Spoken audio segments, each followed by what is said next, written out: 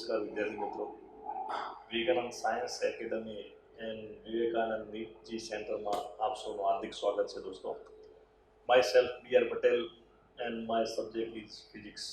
દોસ્તો, વિશ્વના દરેક ખૂણે દરેક સમયે કોઈ પણ પરિસ્થિતિમાં કોઈ પણ ભૌતિક ઘટનાઓ બને છે. તમારી આજુબાજુ પણ કોઈ પણ ભૌતિક ઘટનાઓ બને છે દોસ્તો, એની પાછળ ફિઝિક્સ જવાબદાર છે દોસ્તો, ભૌતિક વિજ્ઞાન જવાબદાર છે. તો દોસ્તો, વિશ્વના ખૂણે બનેલી કોઈ પણ ભૌતિક ઘટના, તમારી આજુબાજુ બનેલી કોઈ પણ ભૌતિક ઘટના, એમાંથી તમે અમુક ઘટનાઓ જોઈએ છે, જાણીએ છે, મહેસૂસ કરીએ છે. એ પૈકી થોડી ઘટનાઓ હું તમને રજૂઆત કરું છું કે જેની પાછળ ફિઝિક્સ જવાબદાર છે. આપણે એવી જ ઘટનાઓની વાત કરવાની છે કે તમે જે જાણીએ છે, જોઈએ છે અને મહેસૂસ કરીએ છીએ, એ પૈકી થોડી ઘટના કે એ ઘટનાઓ પાછળ ફિઝિક્સ જવાબદાર છે. માટે કહેવાય છે કે એવરીવેર ફિઝિક્સ, દરેક જગ્યાએ ફિઝિક્સ. તો કેટલીક ઘટનાઓ વિશે આપણે જાણીએ. તો દોસ્તો, કેટલીક ઘટનાઓમાં સૌથી પહેલા એકદમ નાની સિસ્ટમ વાત કરું કે પદાર્થ શેનો બનેલો હોય તો પરમાણુનો બનેલો હોય છે. અને એ પરમાણુ શેનો બનેલો હોય છે તો ધન વિદ્યુત ભાર ભારિત ન્યુક્લિયસ અને એની ફરતે આવેલી કક્ષા, એ કક્ષામાં રહેલા ઇલેક્ટ્રોનનો બનેલો હોય છે. તો આ ન્યુક્લિયસની ફરતે રહેલો ઇલેક્ટ્રોન સ્થિર રીતે પરિભ્રમણ કરે છે. આ સ્થિર રીતે પરિભ્રમણ કરવાની આ ઘટના એની પેરેલલ એટલે કે એની સમાંતર આપણે મોટી સિસ્ટમ વાત કરીએ તો સૂર્ય, અહીંયા જેમ ન્યુક્લિયસ છે દોસ્તો પરમાણુની અંદર, એની જગ્યાએ સૂર્ય, આ સૂર્ય અને સૂર્યની ફરતે આવેલી કક્ષા, એ કક્ષામાં પરિભ્રમણ કરતા પૃથ્વી જેવા ગ્રહો, ગ્રહ એ પણ આ કક્ષામાં સ્થિર રીતે પરિભ્રમણ કરતા હોય છે. તો ન્યુક્લિયસની ફરતે ઇલેક્ટ્રોન સ્થિર રીતે પરિભ્રમણ કરે છે, સૂર્યની ફરતે આવેલી કક્ષામાં પૃથ્વી જેવા ગ્રહો સ્થિર રીતે પરિભ્રમણ કરે છે. આ ઘટના પાછળ કોણ જવાબદાર છે તો ફિઝિક્સ દોસ્તો. એવી જ રીતે પાણીની સપાટી હોય દોસ્તો, પાણીની સપાટી, આ પાણીની સપાટી ઉપર કોઈ નાની કાંકરી મૂકવામાં આવે, નાની કાંકરી, નાનો પથ્થર, નાનો પાણો મૂકવામાં આવે તો એ પાણીની અંદર ડૂબી જાય છે, સરળતાથી ડૂબી જાય છે. પણ એ જ પાણીની અંદર ખૂબ જ મોટું વિશાળ જહાજ મૂકવામાં આવે, મોટું જહાજ. તમે ટાઇટેનિક પિક્ચર જોયું છે દોસ્તો, ટાઇટેનિકની અંદર મોટું જહાજ હોય છે. એવું મોટું જહાજ મૂકવામાં આવે તો એ મોટું જહાજ આસાનથી પાણીની અંદર તરે છે. તો આ પણ એક ઘટના છે કે પાણીમાં એક નાની કાંકરી મૂકવામાં આવે તો ડૂબી જાય છે, જ્યારે એ જ પાણીની અંદર મોટું જહાજ મૂકવામાં આવે તો સરળતાથી તરે છે. આ ઘટના પાછળ પણ ફિઝિક્સ જવાબદાર છે દોસ્તો.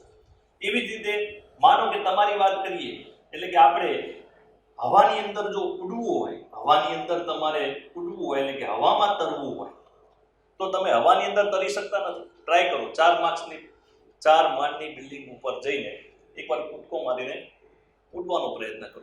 તમે ઉડી નહીં શકો પણ ઉપડી જશો. પરંતુ આવા કેટલાય માણસોને લઈને એરોપ્લેન એટલે કે વિમાન સરળતાથી હવાની અંદર ઉડી શકે છે. તમારે ઉડવું હોય હવામાં તો તમે નથી ઉડી શકતા, જ્યારે આપણા જેવા ઘણા માણસોને લઈને વિમાન સરળતાથી હવામાં ઉડી શકે છે, એટલે કે હવામાં તરી શકે છે દોસ્તો. તો આ ઘટના પાછળ પણ ભૌતિક વિજ્ઞાન એટલે ફિઝિક્સ જવાબદાર છે દોસ્તો. એવી જ રીતે વરસાદનું બૂંદ એટલે કે પાણીનું બૂંદ કે પછી પરપોટા એ હંમેશા દોસ્તો ગોળાકાર હોય છે. કેવા હોય છે? ગોળાકાર હોય છે. ક્યાંય પાણીનું બૂંદ કે પરપોટા તમે ચોરસ લંબચોરસ નહીં જોયા હોય, ક્યાંય નહીં જોયા. તો શા માટે પાણીનું બૂંદ અને પરપોટા હંમેશા ગોળાકાર જ હોય છે? તેવી જ રીતે કુદરતે બનાવેલી દરેક વસ્તુઓ, કુદરત દ્વારા નિર્માણ થયેલી દરેક વસ્તુઓ જો વક્ર છે. શા માટે બધી વક્ર છે? જેમ કે આકાશમાં રહેલા ગ્રહ, ઉપગ્રહ, તારાઓ બધા ગોળાકાર છે. પહાડ બધા વક્ર છે. વૃક્ષ જોઈ લો તમે, વૃક્ષની ડાળી, પાંદડા, મૂળ, થડ જો બધા વક્ર છે. મનુષ્યના દરેક અંગ જો તો દરેક અંગ કેવા છે? વક્ર છે, કે ચોરસ લંબચોરસ નહીં હોય. તો શા માટે પાણીના બૂંદ અને પરપોટા હંમેશા ગોળાકાર હોય છે, ક્યાંય લંબચોરસ ચોરસ હોતા નથી? તો એનું કારણ પણ ભૌતિક વિજ્ઞાન છે દોસ્તો. એવી જ રીતે આગળ વધીએ તો વાહકતા એ વાહક તાર એટલે કે તાંબાનો તાર હોય કે લોખંડનો તાર હોય કે એલ્યુમિનિયમ તાર હોય, એની અંદર પ્રવાહનું નિર્માણ, એની અંદર વિદ્યુત પ્રવાહનું નિર્માણ કેવી રીતે થાય છે? વિદ્યુત પ્રવાહને આપણે I વડે દર્શાવવામાં આવે છે, કેપિટલ I વડે દર્શાવવામાં આવે છે. તો વાહક તારની અંદર વિદ્યુત પ્રવાહનું જે નિર્માણ થાય છે, કરંટનું નિર્માણ થાય છે, જોઈ ના શકાય દોસ્તો, પણ એને અડો તો અનુભવ કરી શકાય, મહેસૂસ કરી શકાય, પણ એને જોઈ શકાતો નથી. આ વિદ્યુત પ્રવાહ કેવી રીતે નિર્માણ પામે છે.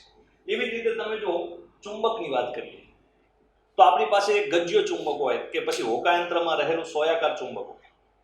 એ ગજ્યો ચુંબક કે સોયાકાર ચુંબકને તમે સમક્ષિતિજ લટકાવો, દોરી વડે બાંધો, માનો કે આ સોયાકાર ચુંબક છે કાં તો ગજ્યો ચુંબક છે, એને દોરી વડે તમે સમક્ષિતિજ બાંધો અને પછી દોરી વડે બાંધી અને સમક્ષિતિજ લટકાયા પછી એને દોલન થવા દો, તો એના બંને છેડા, એક છેડો ઉત્તર દિશામાં રહેશે, એક છેડો દક્ષિણ દિશામાં રહેશે. એટલે ચુંબક હંમેશા ઉત્તર દક્ષિણ દિશામાં જ રહે છે, ક્યારે પૂર્વ પશ્ચિમ દિશામાં નથી રહેતું.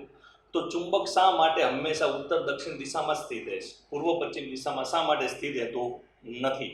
એ પણ એની પાછળ પણ ભૌતિક વિજ્ઞાન જવાબદાર છે.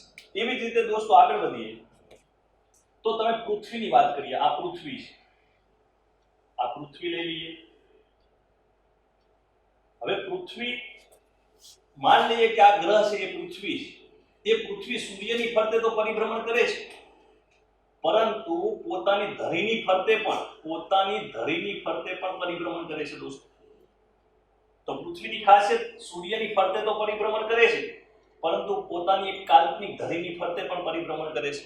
તો અહીં એક કાલ્પનિક ધરી બતાવું તમને, આ કાલ્પનિક ધરી કે જેની ફરતે એ પોતે પરિભ્રમણ કરે છે. તો દોસ્તો આની સરખામણી ચકડોળ સાથે કરીએ. મેળાની અંદર એક ચકડોળ હોય છે, ચકડોળ લખું તો મેળાની અંદર આ ચકડોળમાં તમે બધાએ બેઠેલા છો, અહીં લખી દઉં, યાદ આવે ચકડોળ. એ ચકડોળ એક ધરીની ફરતે ફરતો હોય છે. એ ચકડોળ ઉપર આવા બોક્સ હોય છે કે જેમાં માણસો બેસી શકે છે, આવા બોક્સ હોય છે કે જેની અંદર માણસો બેસી શકે છે. હવે જ્યારે ચકડોળ પોતાની ધરીની ફરતે ફરે તો એમાં રહેલા માણસ પણ ચકડોળની સાથે સાથે પરિભ્રમણ કરશે અને માણસને પોતે પરિભ્રમણ કરે છે ચકડોળની સાથે એવો અહેસાસ થાય છે. ચકડોળની અંદર જો માણસ બેસે તો ચકડોળની સાથે જે પરિભ્રમણ થાય છે, એ પરિભ્રમણનો અહેસાસ થાય છે. તો આ પૃથ્વી પોતાની ધરીની ફરતે ચકડોળની જેમ જ ફરે છે, પોતાની ધરીની ફરતે. પરંતુ જ્યારે આપણે પૃથ્વીની સપાટી ઉપર હોય, આપણે પૃથ્વીની સપાટી પર રહીએ છીએ દોસ્તો, પૃથ્વીની અંદર રહેતા નથી, તો પૃથ્વી પોતાની ધરીની ફરતે પરિભ્રમણ કરે છે, તો પૃથ્વીના પરિભ્રમણનો અહેસાસ આપણને થતો નથી. શા માટે અહેસાસ થતો નથી? તો આ ઘટના છે જવાબદાર ભૌતિક વિજ્ઞાન દોસ્તો, કે પૃથ્વી પોતાની ધરીની ફરતે પરિભ્રમણ કરે છે. આપણે પૃથ્વીની સપાટી ઉપર છીએ તો પૃથ્વીની સાથે આપણે પરિભ્રમણ કરીએ છીએ, પણ એનો અહેસાસ આપણને થતો નથી, એવું ફીલ થતું નથી. જ્યારે ચકડોળમાં આપણે ચકડોળની સાથે પરિભ્રમણ કરીએ છીએ ત્યારે આપણને પરિભ્રમણ થાય છે, એવો અનુભવ થાય છે, પણ અહીંયા થતો નથી. સાથે સાથે પૃથ્વીનો બીજો કિસ્સો લઈ લઈએ દોસ્તો, તો પૃથ્વીના ભાગ વહેંચી લઈએ તો અહીંથી ઉપરનો ભાગ ઉત્તર ગોળાર્ધ, નીચેનો દક્ષિણ ગોળાર્ધ. તો આપણે પૃથ્વીની સપાટી પર રહીએ છીએ, તો પૃથ્વીના ધારો કે ઉત્તર ગોળાર્ધમાં હોય તો દરેક માણસને પોતે સીધા છે એવો અહેસાસ થાય, પોતે સીધા છે એવો અહેસાસ થાય. પરંતુ જે માણસ વિષુવવૃત્ત પાસે રહે છે, આ વિષુવવૃત્ત, જે માણસો વિષુવવૃત્ત પાસે રહે છે એને કદી એવો અહેસાસ થાય છે કે પોતે આડા છે એવો અહેસાસ થતો નથી. એવી જ રીતે ધારો કે જે દક્ષિણ ગોળાર્ધમાં માણસો રહે છે, દક્ષિણ ગોળાર્ધમાં જે માણસો રહે છે એમને કદી એવો અહેસાસ થતો નથી દોસ્તો કે આપણે ઊંધા છીએ. બધાને કેવું લાગે છે, પૃથ્વીની સપાટી પર કોઈ પણ સ્થળે જાઓ તો પોતે કેવા લાગે છે? સીધા જ લાગે છે, પોતે આડા કે ઊંધા એવો અહેસાસ થતો નથી. આની પાછળનું પણ કારણ શું છે? તો ભૌતિક વિજ્ઞાન દોસ્તો. એવી રીતે બીજી ઘટનાઓ ચેક કરીએ તો બીજી ઘટનાઓમાં ખાસ કે પ્રિઝમ લઈ લઈએ. પ્રિઝમ તમે જાણતા છો કે પ્રિઝમ ઉપર શ્વેત પ્રકાશ આપાત કરવામાં આવે, શ્વેત પ્રકાશ, તો 7 રંગોમાં વિભાજન થાય છે શ્વેત પ્રકાશનું, સૂર્યપ્રકાશનું. તો આ પ્રિઝમ દ્વારા શ્વેત પ્રકાશનું 7 રંગોમાં વિભાજન કેમ થાય છે? આપણે જાણીએ છીએ કે વિભાજન થાય છે, પણ કેમ થાય છે? તો એની પાછળનું કારણ પણ ભૌતિક વિજ્ઞાન છે. એવી જ રીતે આકાશમાં મેઘધનુષ્ય રચાય છે, મેઘધનુષ્ય. એ મેઘધનુષ્યની ઘટના કેમ બને છે એનું કારણ પણ ભૌતિક વિજ્ઞાન છે. સામે જોઈએ તો આકાશ, આપણે આકાશ ઉપર નજર કરીએ તો આકાશ કેવા રંગનું દેખાય છે? તો આછા વાદળી રંગનું દેખાય છે દોસ્તો. આછા વાદળી રંગ એટલે કે ભૂરા રંગનું દેખાય છે. તો શા માટે આકાશ ભૂરા રંગનું દેખાય છે? તમે જો ઉગતો આથમતો સૂર્ય હંમેશા લાલાશ પડતો દેખાય છે. એટલે કે સૂર્યોદય વખતે અને સૂર્યાસ્ત વખતે તમે સૂર્યને જોશો તો લાલાશ પડતો દેખાય છે, રતુમડા રંગનો દેખાય છે.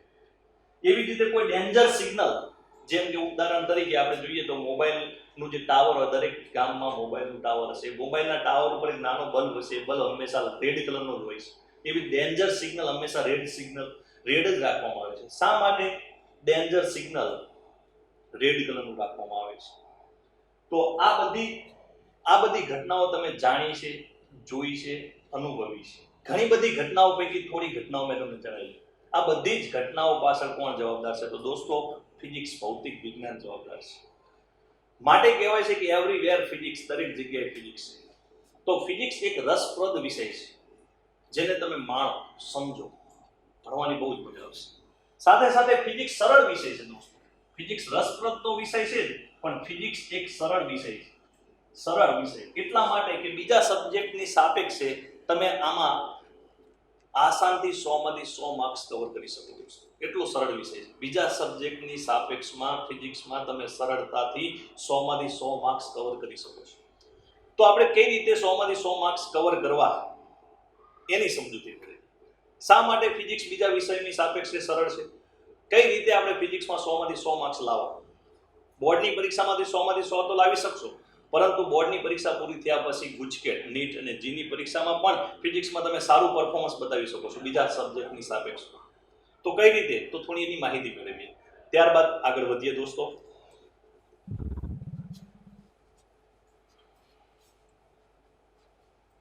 તો હાલ વાત થઈ કે દોસ્તો ફિઝિક્સ એક રસપ્રદ વિષય છે, એને માણવા જેવો વિષય છે અને સાથે સાથે સરળ પણ છે. તો દોસ્તો ફિઝિક્સ એક કાલ્પનિક વિષય છે પાછું. માટે આઈન્સ્ટાઈને એવું કીધેલું દોસ્તો કે કોઈ પણ કામ કરતા પહેલા એની કલ્પના કરો, બસ ઇમેજિન કરો. તો દોસ્તો જ્યારે પણ ફિઝિક્સના લેક્ચર ભણતા હોય ત્યારે ફિઝિક્સની કોઈ પણ ઘટનાની વાત થતી હોય ત્યારે જેટલું તમે વિઝ્યુલાઇઝ એટલે કે ઇમેજિંગ કરશો એટલું ફિઝિક્સ સરળતાથી દોસ્તો યાદ રહે. માટે કલ્પના શક્તિ હોવી બહુ જરૂરી છે ફિઝિક્સની અંદર. પણ આપણો ટોપિક હતો કે ફિઝિક્સ સરળ વિષય છે, 100 માંથી 100 માર્ક્સ કેવી રીતે લાવવા. તો એની થોડી હિન્ટ આપણે જોઈએ દોસ્તો. તો સૌથી પહેલા ફિઝિક્સની વાત કરીએ.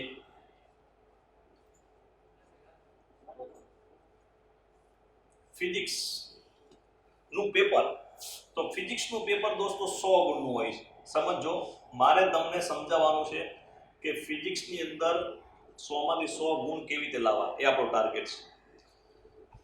તો 100 ગુણનું જે પેપર હોય છે ફિઝિક્સમાં, એની અંદર ખાસ કે 65 થી 70 ગુણ, 100 ગુણમાંથી 65 થી 70 ગુણ એ સૂત્ર આધારિત દાખલા હોય છે.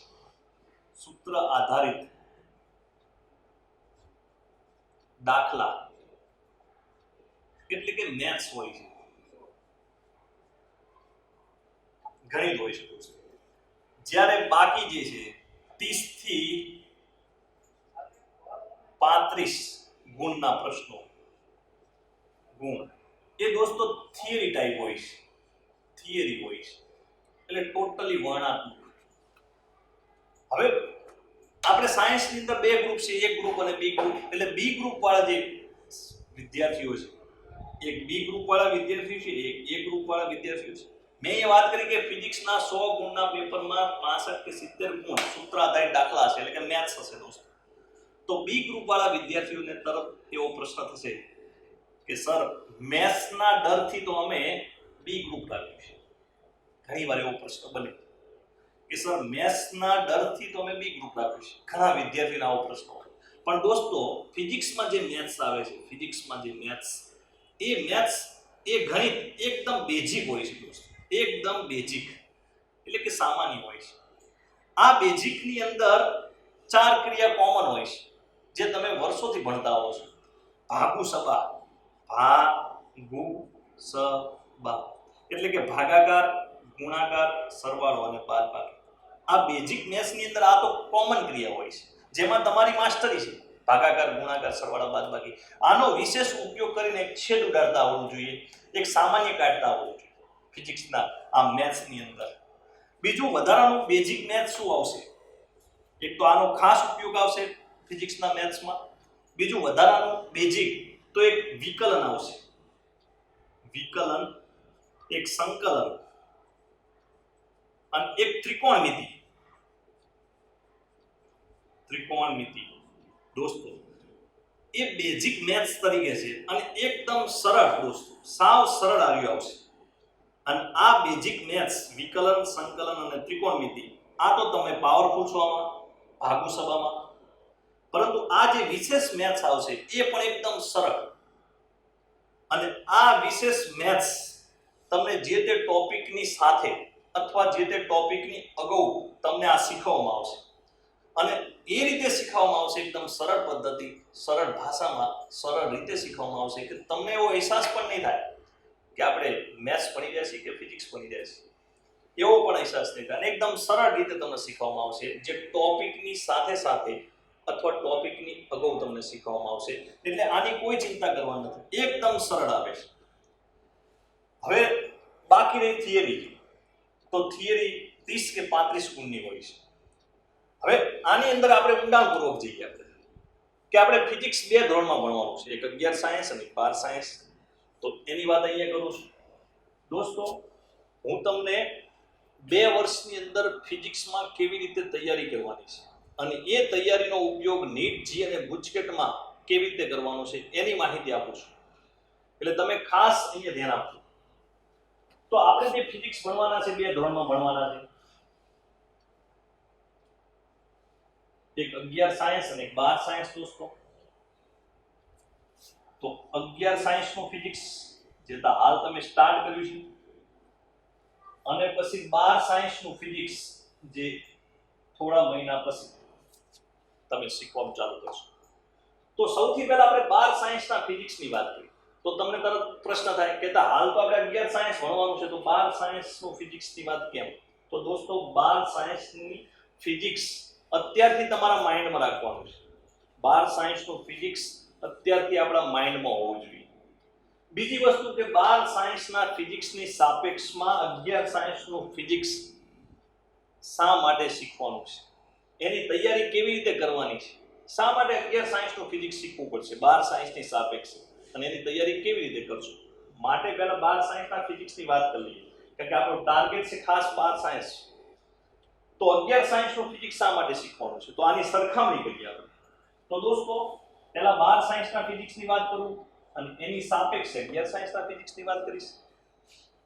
તો દોસ્તો 12 સાયન્સના ફિઝિક્સમાં 100 ગુણનું પેપર આવશે. જે આગળ વાત કરી મેં, એ 100 ગુણનું પેપર. હવે એ 100 ગુણનું પેપર એ બોર્ડ પરીક્ષા લે છે. એટલે કે 12 સાયન્સની પરીક્ષા કોના દ્વારા લેવાય છે? તો 12 સાયન્સની પરીક્ષા બોર્ડ દ્વારા લેવાય છે, સ્કૂલ દ્વારા લેવાતી નથી. એમાં જે 100 ગુણનું પેપર આવે, એ 100 ગુણના પેપરમાં 50 ગુણના 50 ગુણના 50 MCQ આવે છે. 50 MCQ એટલે કે દરેક પ્રશ્ન 1 ગુણનો હશે, દરેક પ્રશ્ન 1 ગુણ.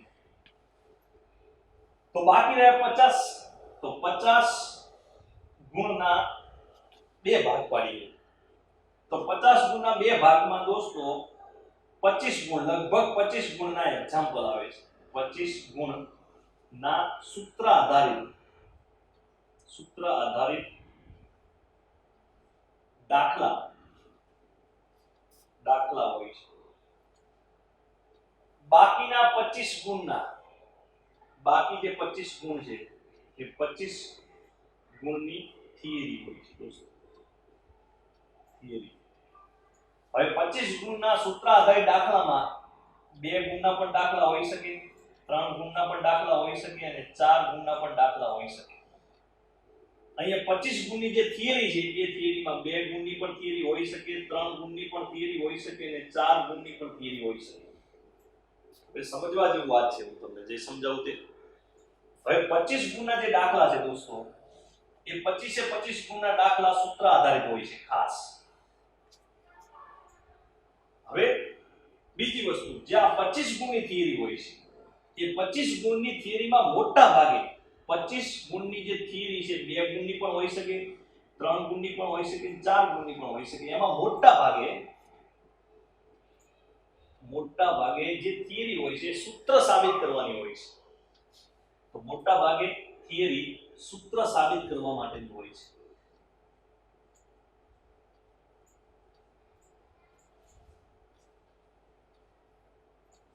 કરવાની હોય છે.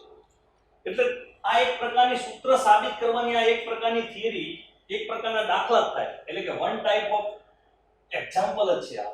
તો એક પ્રકારના દાખલા છે આ. એક પ્રકારના દાખલા છે દોસ્તો. તો 25 ગુણની થિયરીમાં મોટા ભાગે સૂત્ર સાબિત કરવાની થિયરી આવે છે. સૂત્ર સાબિત કરવાની થિયરી એટલે એક પ્રકારના દાખલા થાય. તો આવા 25 ગુણમાંથી આવી કેટલા ગુણની થિયરીમાં સૂત્ર સાબિત કરવાની હોય છે? તો અંદાજે 9 થી 10 ગુણ.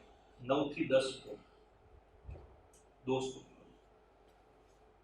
તો તમે ઓલ ઓવર વિચારો. તો ઓલ ઓવર વિચારીએ તો અહીંયા એક વાત ચેક કરી લો. 25 ગુણના 50 MCQ. એમાં પાછા બે ભાગ પાડું તો એમાં 30 ગુણના 30 MCQ લગભગ એ પણ સૂત્ર આધારિત જ હશે. સૂત્ર આધારિત દાખલા. સૂત્ર આધારિત દાખલા. જ્યારે બાકીના 20 ગુણના MCQ એ થિયરી આધારિત હશે દોસ્તો. થિયરી આધારિત. હવે આમાં જે મેં વાત કરી 25 ગુણના સૂત્ર આધારિત દાખલા, 25 ગુણની થિયરી, આમાં 2-3 માર્ક્સનું વેરિએશન હોઈ શકે. જેમ કે એવું ફિક્સ નહીં કે 25 ગુણ, 25 ની જગ્યાએ 30 માર્ક્સના પણ દાખલા હોઈ શકે, અહીંયા 20 માર્ક્સની થિયરી હોઈ શકે. એટલે 2-3 માર્ક્સનું વેરિએશન હોઈ શકે. એમ અહીંયા એવું ફિક્સ નહીં કે 30 ગુણના જ MCQ, એમાં 32 ગુણના પણ MCQ સૂત્ર આધારિત હોઈ શકે. અહીંયા એ પ્રમાણે થિયરી આધારિત MCQ હોઈ શકે. એટલે વેરિએશન હોઈ શકે 2-3 માર્ક્સ. હવે મારે જે ઓલ ઓવર વાત કરવાની છે સમજો કે ભાઈ અહીંથી ચેક કરીએ તો 30 ગુણના MCQ, 30 ગુણના MCQ સૂત્ર આધારિત દાખલા. અહીં 20 ગુણના જે દાખલા છે એ 25 ગુણના જે દાખલા છે એ 25 ગુણના દાખલા પણ સૂત્ર આધારિત. અને જે 25 ગુણની થિયરીમાં છે એમાં મોટા ભાગે સૂત્ર સાબિત કરવાની થિયરી, એમાંથી 9 થી 10 ગુણની થિયરી સૂત્ર આધારિત એટલે સૂત્ર સાબિત કરવાની થિયરી હોય છે. એટલે એ પણ એક પ્રકારના દાખલા જ હોય છે. એટલે હું એને એડ કરું, અહીંયા એડ કરી દઉં તો 10 ગુણ લઈ લઈએ આપણે. તો ઓલ ઓવર માર્ક્સનું ટોટલ કરો. ઓલ ઓવર માર્ક્સનું ટોટલ 40, 60 ને 65. તો દોસ્તો 65 ગુણ થયા. 65 ગુણ. તો 65 ગુણના દાખલા બને છે. 65 ગુણના સૂત્ર આધારિત એક્ઝામ્પલ બનશે દોસ્તો. તો બાકી કેટલા? તો 35. તો બાકી કેટલા માર્ક્સ છે 100 માર્ક્સમાંથી? તો 35 ગુણની થિયરી છે. બાકી લગભગ 65 ગુણના દાખલા બનશે, સૂત્ર આધારિત દાખલા. જ્યારે બાકી 35 માર્ક્સની થિયરી હોય છે. આમાં 2-3 માર્ક્સનું વેરિએશન હોય છે. તો તમારે થિયરીમાં જેટલી મહેનત કરો, જેટલું મહત્વ તમે થિયરીમાં આપો ફિઝિક્સમાં, એટલું જ મહત્વ તમારે દાખલામાં આપવાનું છે. એનાથી વિશેષ પણ આપી શકો.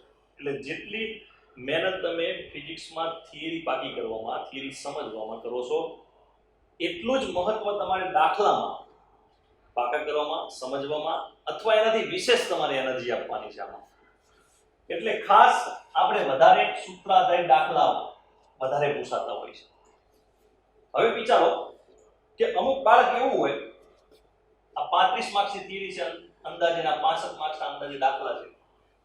તો અમુક બાળક માત્ર આખું વર્ષ 35 માર્ક્સની થિયરી જ પાકી કરે કે એને કે એક્ઝામ્પલ પસંદ જ નથી. આખું વર્ષ 35 માર્ક્સની થિયરી પાકી કરવામાં લગાવી દે, ટોટલી એનર્જી આમાં જ વાપરે. તો દોસ્તો બોર્ડની પરીક્ષામાં 35 માંથી બહુ બ્રિલિયન્ટ હોય તો 35 માંથી 35 પૂરા આવે, નહીતર 35 માંથી થોડા ઓછા માર્ક્સ આવે, માંડ પાસ થાય. પાસિંગ માર્ક્સ માંડ આવે, કારણ કે 100 માંથી 33 માર્ક્સ છે પાસ થવાય છે.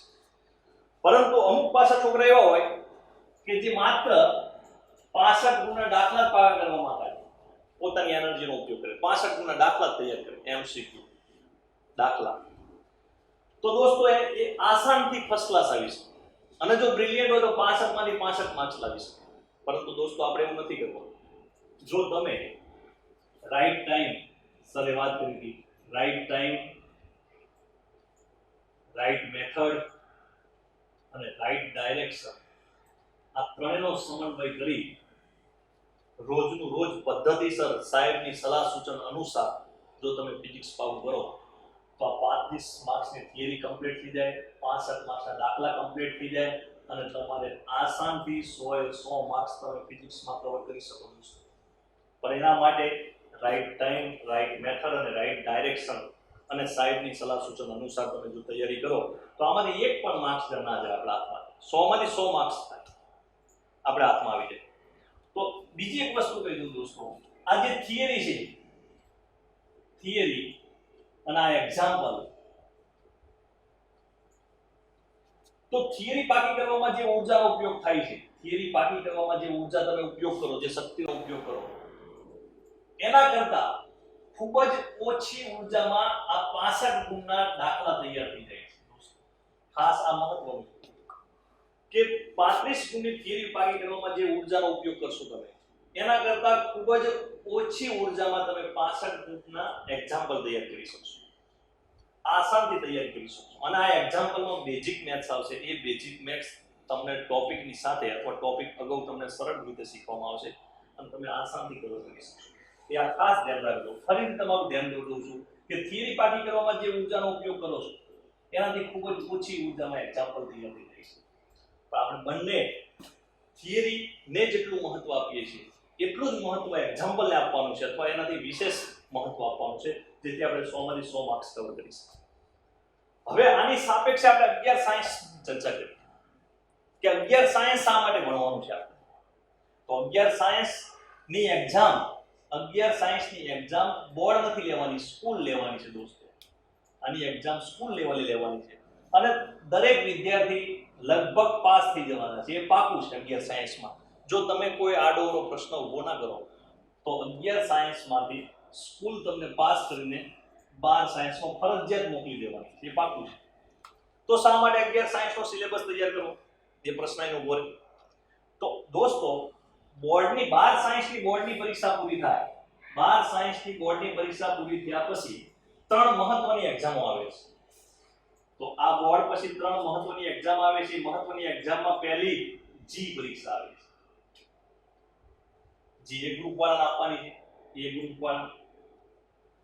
બીજી એક્ઝામ ગુજકેટ આવે છે, જે એ અને બી બંને ગ્રુપ વાળાને આપવાની છે, એ અને બી બંને ગ્રુપ વાળા. અને ત્રીજી એક્ઝામ છે નીટ દોસ્તો, નીટની એક્ઝામ આપવાની છે, જે બી ગ્રુપ વાળા આપી શકે. એમાં ગુજકેટની જે પરીક્ષા છે એમાં માત્ર સિલેબસ 12 સાયન્સનો પૂછાય છે, માત્ર 12 સાયન્સનો સિલેબસ હોય છે ગુજકેટમાં. એટલે હાલ આપણે 11 સાયન્સની એમાં ચિંતા નથી, પરંતુ જી અને નીટની પરીક્ષામાં 11 સાયન્સનો પણ સિલેબસ આવે છે અને 12 સાયન્સનો સિલેબસ આવે છે.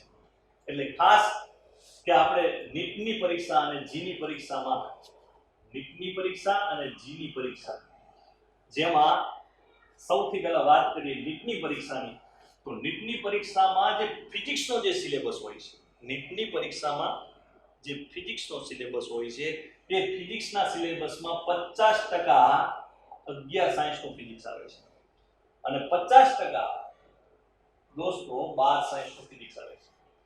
તો પછી વાત આવી જીની, જે એક ગ્રુપ વાળાને આપવાની છે. એમાં પણ 50% 11 સાયન્સનો સિલેબસ આવે છે અને 50% 12 સાયન્સનો સિલેબસ. પરંતુ જીની પરીક્ષા 12 સાયન્સની બોર્ડની પરીક્ષા જેવી પૂરી થાય 15 દિવસની અંદર લેવાય છે. એટલે ઘણીવાર જીની પરીક્ષામાં 11 સાયન્સનો સિલેબસ 50%ની જગ્યાએ ઘણીવાર 60% સિલેબસ હોય છે. ઘણીવાર 11 સાયન્સનો સિલેબસ 60% સિલેબસ જીની પરીક્ષામાં નાખી દે છે અને 12 સાયન્સની જે પરીક્ષા છે એમાં 50%ની જગ્યાએ 40% સિલેબસ હોય છે. કઈ પરીક્ષાની વાત કરું છું? જીની પરીક્ષા. માટે 11 સાયન્સનો સિલેબસ, 11 સાયન્સનું ફિઝિક્સ મહત્વનું છે, કારણ કે નીટ અને જીની આપણે તૈયારી કરીએ છીએ એ માટે. જેને માત્ર બીએસસી કરવાનું છે, જેને માત્ર બીએસસી જ કરવાનું છે, માત્ર કોલેજ કરવાની છે, એને કોઈ ઝંઝટમાં પડવાનું નથી, ગુજકેટમાં નહીં, નીટમાં નહીં, જીમાં કોઈ ઝંઝટમાં પડવાનું નથી. એને ખાલી 12 સાયન્સ પાસ કરવાનું છે. પરંતુ જેને નીટની પરીક્ષા આપવાની છે, જીની પરીક્ષા આપવાની છે, ગુજકેટની પરીક્ષા આપવાની છે, એને 11 સાયન્સ કે 12 સાયન્સ નું ફિઝિક્સ ભણવું જરૂરી છે. તો હવે વાત આવી 11 સાયન્સ નું ફિઝિક્સ ની તૈયારી કેવી કરશું એ આપણે સમજી લઈએ. તો દોસ્તો 11 સાયન્સ નું ફિઝિક્સ માત્ર ને માત્ર નીટ અને જી માટે કરવાનું છે. ગુજકેટના સિલેબસમાં 11 સાયન્સ નો સિલેબસ હોતો નથી. એટલે કે નીટ અને જી ની પરીક્ષા માટે જ 11 સાયન્સ તૈયાર કરવાનું છે. અને નીટ અને જી ની અંદર જે બધા પ્રશ્નો પૂછાય છે એમસીક્યુ બેઝ પ્રશ્નો પૂછાય છે દોસ્તો. એમાં એમસીક્યુ બેઝ જ પ્રશ્નો આવે છે. એટલે એમાં કોઈ એવી થિયરી વર્ણન કરવાની નહીં આવે. એમાં કોઈ થિયરી વર્ણન કરવાની નહીં આવે. એટલે કે મેઘ ધનુષ્યની ટૂંકનો જ લખો એવું ત્યાં નીટ જીમાં નહીં આવે. કે કોઈ પણ થિયરીનું આખું વર્ણન કરો એવું નહીં આવે. પરંતુ આપણે જે 11 સાયન્સનો સિલેબસ ભણતા હોય ત્યારે જે થિયરી સમજતા હોય એ થિયરીની ઇમ્પોર્ટન્ટ લાઇન્સ, થિયરી સમજ્યા પછી ઇમ્પોર્ટન્ટ લાઇન્સ સમજવાની છે ખાસ. અને પછી એ થિયરીમાં આવતું સૂત્ર ખાસ શીખવાનું છે. અને એ સૂત્ર આધારિત આપણે દાખલા શીખવાના છે. એટલે કે નીટ અને જીની પરીક્ષામાં જે દાખલા પૂછાય એ દાખલા તમને ગણતરી સાથે બતાવો એવું નહીં પરીક્ષામાં કે આની ગણતરી સાથે દાખલા ગણો ના. એટલે અહીંયા જે એક્ઝામ્પલ છે એ એક્ઝામ્પલ જે થિયરી ચાલતી હોય એ થિયરીમાંથી આવતી ઇમ્પોર્ટન્ટ લાઇન્સ, ઇમ્પોર્ટન્ટ સૂત્ર આ બંનેનો ઉપયોગ કરીને આપણે એક્ઝામ્પલ સોલ્વ કરવાના છે. અને આ એક્ઝામ્પલ કોઈ પણ મેથડથી સોલ્વ કરી શકે. એવું જરૂર નથી કે એક જ મેથડથી સોલ્વ કરી શકે. ધારો કે અમુક એક્ઝામ્પલ એવા હોય કે 10 મિનિટમાં પૂરા થાય, 15 મિનિટમાં પૂરા થાય, પણ એ એક્ઝામ્પલની જો શોર્ટકટ તમને આવડતી હોય તો 1 મિનિટની અંદર પણ એ દાખલો સોલ્વ કરી શકો. તો આપણે 11 સાયન્સની અંદર 1 જ મિનિટની અંદર પ્રશ્ન સોલ્વ થાય એવી શોર્ટકટો બનાવવાની છે. કોઈ પણ મેથડથી તમે આ એક્ઝામ્પલ ગણી શકો, કોઈ પણ તમારી મેથડ, પ્રશ્નનો જવાબ આવવો જોઈએ. એટલે આપણે આના કરતા થોડી ડિફરન્ટ મહેનત કરવાની છે 11 સાયન્સમાં. કે એમાં ટોટલી આપણે નીટ અને જી ના બેઝ ઉપર ભણવાનું છે. અને એમાં એમસીક્યુ આધારિત જ પ્રશ્ન પૂછાવાના છે. એટલે તમારે આખી થિયરી પાકી કરવાની નથી, પણ એ થિયરી સમજી એમાંથી ઇમ્પોર્ટન્ટ લાઇન્સ જ યાદ રાખવાની છે. થિયરીની અંદર આવતા ઇમ્પોર્ટન્ટ સૂત્રો જ યાદ રાખવાના છે. અને આ લાઇન્સ અને આ સૂત્રને આધારિત આ એક્ઝામ્પલ સોલ્વ કરવાના છે. અને એ એક્ઝામ્પલ સોલ્વ કર્યા પછી જે નીટ અને જીના જે પ્રશ્નો આવે છે એ એમસીક્યુ ના વધુમાં વધુ પ્રેક્ટિસ કરવાની છે. એમસીક્યુ ની વધુમાં વધુ પ્રેક્ટિસ કરવાની છે. તો રહી વાત કે 11 સાયન્સમાં આપણે નોટ કઈ રીતે તૈયાર કરશું, તો યાદ રાખો દોસ્તો 11 સાયન્સના દરેક લેક્ચર આપણે ભરીશું તો એમાં નોટ બનાવવાની છે. એક કહાવત છે, ટીપે ટીપે સરોવર ભરાય, કાંકરે કાંકરે પાર બંધાય. એટલે આપણે દરરોજનું દરરોજ વર્ક કરશું. થોડું થોડું આપણે નોટમાં લખતા જશું. એક સમય આપણી નોટ એવી તૈયાર થઈ જશે કે 12 સાયન્સની એક્ઝામ પૂરી થાય પછી થોડા સમય પછી જ્યારે પરીક્ષા આવે જી અને નીટની, ત્યારે આપણી નોટ આપણા માટે આશીર્વાદરૂપ બની શકે દોસ્તો. તો આપણે 11 સાયન્સમાં ફિઝિક્સની નોટ કેવી બનાવવાની છે એ સમજી લો ખાસ. ફિઝિક્સની નોટ કેવી બનાવવાની છે તો પહેલી સામાન્ય સૂચના આપી દઉં કે નોટ કોઈની નાની ના હોવી જોઈએ. નોટ જાડી અને મોટી હોવી જોઈએ ખાસ. એક જ નોટની અંદર આખું 11 સાયન્સ આવી જાય ને એવી મોટી નોટ બનાવવાની છે. એ નોટની અંદર કોઈ આખી થિયરી આપણે લખવાની નથી. માત્ર તમારે થિયરી લેક્ચરમાં સમજવાની છે. અને એ થિયરીમાંથી આવતી ઇમ્પોર્ટન્ટ લાઇન્સ એ જ નોટમાં લખવાની છે. થિયરીમાં આવતા ઇમ્પોર્ટન્ટ સૂત્રો જ લખવાના છે. આ લાઇન્સ અને સૂત્રો આધારિત જે એક્ઝામ્પલ છે એ એક્ઝામ્પલ્સ આપણે નોટમાં લખવાના છે. એટલે થિયરીની ઇમ્પોર્ટન્ટ લાઇન્સ, ઇમ્પોર્ટન્ટ સૂત્રો અને એક્ઝામ્પલ જ આપણે નોટમાં લખવાના છે. અને આ ખાસ આ નોટ આપણે સ્ટાર્ટિંગમાંથી જ બનાવી દઈશું દોસ્તો. જ્યારે હું લેક્ચર લઈશ ત્યારે તમારી નોટમાં કેટલી વસ્તુ, કઈ ઇમ્પોર્ટન્ટ લાઇન્સ લખવાની છે, કયા સૂત્રો લખવાના છે અને કયા દાખલા લખવાના છે એ બધી માહિતી તમને લેક્ચરમાં જ હું આપી દઈશ. અને એ વસ્તુ તમારે નોટમાં લખાઈ જવી જોઈએ. અને એટલી જ વસ્તુ વાંચો. ઘણીવાર હું 2 પેજ તમને થિયરીના ચલવી દઉં, પણ એમાંથી લખવાની હોય 2 જ લાઈન અને યાદ પણ રાખવાની 2 જ લાઈન, જે 2 જ મિનિટમાં પૂરું થઈ જાય. એટલે તમારે 11 સાયન્સની બુક જોવાની જરૂર નહીં પડે. માત્ર હું એ જે તમને ભણાવું એમાંથી બનાવેલી નોટ જ વાંચવાની. બાકી તમારે બુક વાંચવાની જરૂર નહીં પડે દોસ્તો. એ મને વિશ્વાસ છે. અને એના આધારિત જ નીટના પ્રશ્નો અને જીના પ્રશ્નો તમે સરળતાથી સોલ્વ કરી શકશો. રહી વાત 12 સાયન્સની નોટ કેવી રીતે બનાવશો, તો 11 સાયન્સમાં જે ફિઝિક્સમાં મહેનત કરવાની જે મેથડ છે એના કરતાં 12 સાયન્સમાં ફિઝિક્સમાં મહેનત કરવાની મેથડ થોડી ચેન્જ રહેશે, થોડી અલગ રહેશે અને નોટ પણ થોડી અલગ રીતે બનાવવાની રહેશે. તો આપણે જ્યારે 12 સાયન્સ સ્ટાર્ટ કરશું ત્યારે જ આપણે જાણી લેશું કે એમાં નોટ કેવી રીતે બનાવવાની, એમાં થિયરી કેવી પાકી કરવાની, એમાં એક્ઝામ્પલ કેવી પાકા કરવાના, એ 12 સાયન્સ સ્ટાર્ટ કરશું ત્યારે જોઈશું. અત્યારે હાલ 11 સાયન્સની નોટ સારાંશ રૂપે 11 સાયન્સની નોટમાં થિયરીની ઇમ્પોર્ટન્ટ લાઇન્સ, સૂત્રો અને સૂત્ર આધારિત એક્ઝામ્પલ જ હોવા જોઈએ અને એ તમને દરેક લેક્ચરમાં કહેવામાં આવશે અને નોટમાં કમ્પ્લીટ થઈ જવું જોઈએ. આપણો ટાર્ગેટ છે ફિઝિક્સમાં 100 માંથી 100 માર્ક્સ કવર કરવા અને સરળતાથી આવી જાય. હવે આ ઓલ ઓવર ચર્ચા મેં કરી, એ ઓલ ઓવર ચર્ચા કરવાનો મારો એક જ ઉદ્દેશ છે દોસ્તો, કે 100 માર્ક્સના પેપરમાં દોસ્તો 65 એક ગુણના, અંદાજિત 65 ગુણના, એમાં 5 એક માર્ક્સનું વેરિએશન રહે, સૂત્ર આધારિત દાખલા પૂછાશે અને આ દાખલા પાકા કરવામાં એનર્જી ખૂબ જ ઓછી હોય વપરાય છે. કોની સાપેક્ષે? જે 35 માર્ક્સની જે થિયરી પાકી કરવામાં જે એનર્જી વાપરો છો એના કરતાં ખૂબ જ ઓછી એનર્જીમાં 65 ગુણના દાખલા તૈયાર થઈ જાય છે. તો દોસ્તો બંનેનો જો સમન્વય કરો તો તમે આસાનથી 100 એ 100 માર્ક્સ લાવી શકો. 65 ગુણના જે એક્ઝામ્પલ છે એ 65 ગુણના એક્ઝામ્પલમાં જે મેથ્સ આવે એ બહુ બેઝિક આવે છે અને ફરીથી ધ્યાન દોરજો એ બેઝિક મેથ્સ જે તે ટોપિકમાં સાથે લેવામાં આવશે તો ટોપિકની અગાઉ તમને સમજાવી દેવામાં આવશે. તો તમે આ ખાસ ધ્યાન દોરજો. અસ્તુ દોસ્તો.